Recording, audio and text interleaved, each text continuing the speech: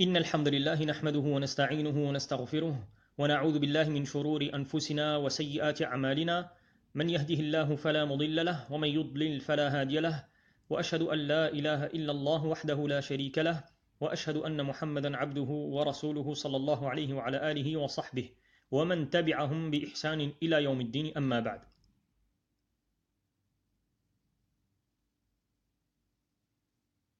Ce poème que nous avons entre les mains est un poème dans les sciences du hadith.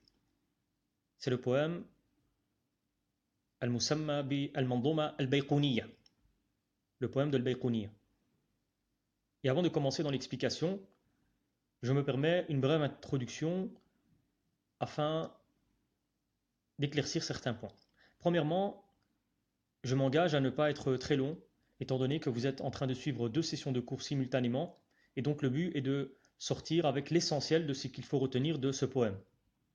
Deuxièmement, il faut savoir que ne pas connaître la langue arabe, et notamment dans les sens du hadith, mais pas que, est un frein à l'approfondissement dans le cheminement vers cette science ou dans cette science. Il est primordial donc d'apprendre la langue arabe pour ne pas être bloqué à un moment donné dans l'acquisition de cette science.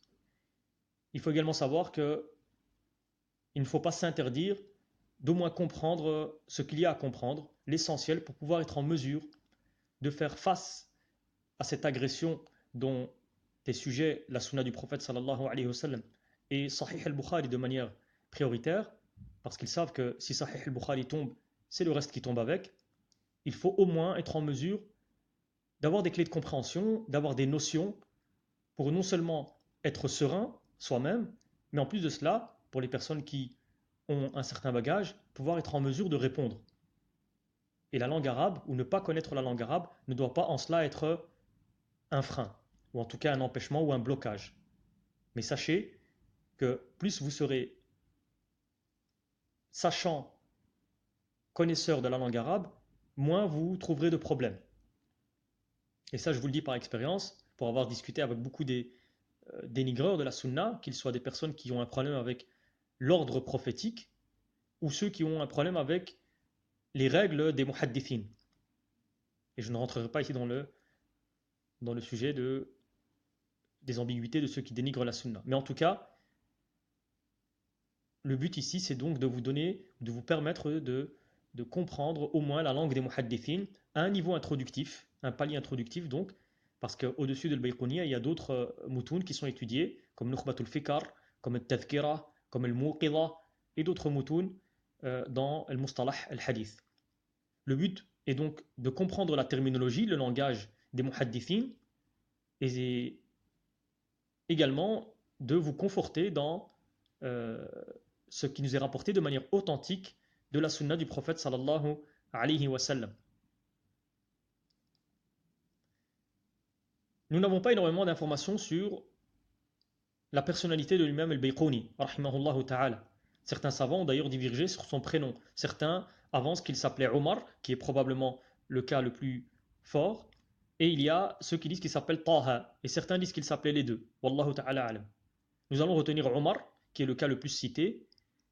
Donc, l'imam al-Bayqouni, rahimahullah ta'ala,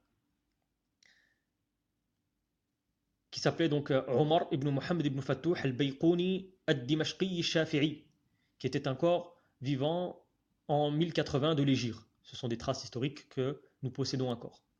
Il a écrit certaines œuvres dont nous n'avons pas tout pu référencer, mais en tout cas nous savons par exemple qu'il y a déjà ce poème, al-Bayqouni, il y a également Fathu al-Qadir al-Mughith, dans les sciences du hadith également, et d'autres livres.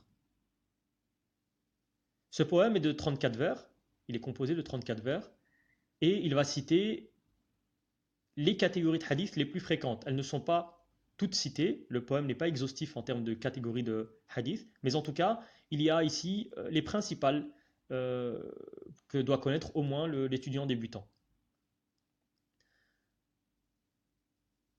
Il cite par exemple, il commence par Sahih, Al-Hasan, entre les deux évidemment Sahih li dhatihi ou Sahih li ghayrihi qui ne cite pas clairement. Al-Hasan la même chose, les deux catégories, Al-Da'if et ensuite toutes les autres catégories, dont nous allons brièvement faire l'explication, bi'idhnillahi ta'ala.